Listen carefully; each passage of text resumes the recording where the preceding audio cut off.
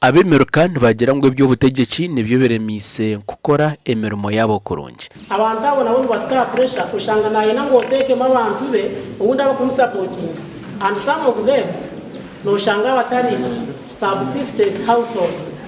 Bamemba basako abutwagambaho nabo nabagira ngo abebembeze babo babire abashuma ngo nibabihaho emitware 5 kubaha sente za PDM.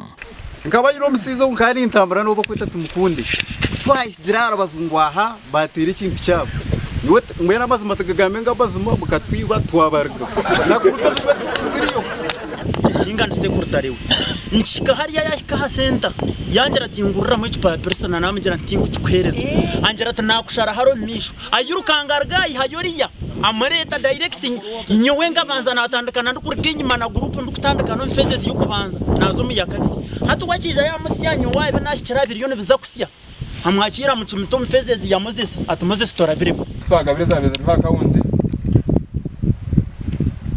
kandi naje kucekinga ho atarasite butuye sente kasigo 178 twana mwenda banekera na binoma zoze nasigira account kacekinga bana cyamanye ukagabaho asatu n'ibidi. Abebembezi bashaba bakuru ba PDM sako kugaruza abamemba abire sente zabo omubihenda biragiro. Delivery zitu ninga bimwe abitisheme gukora nk'abakozi ba government no kureba mu puroguraamu eji twakuratira guidelines kabenshi nshemeza ko mujyango izobera tubyaha kugira ngo sente katugabira abantu zikakwaho. What next? Operation manyantuza kusirika wendi manyantuza ishaka ntuza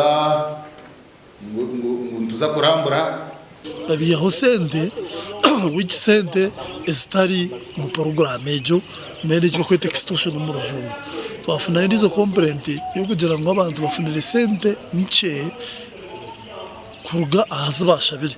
BUHWEJU eineza sako za parish development model 68 kandi sente z'urwingana billion mushanju nazo district etungere gasha kwa Juliet Charles.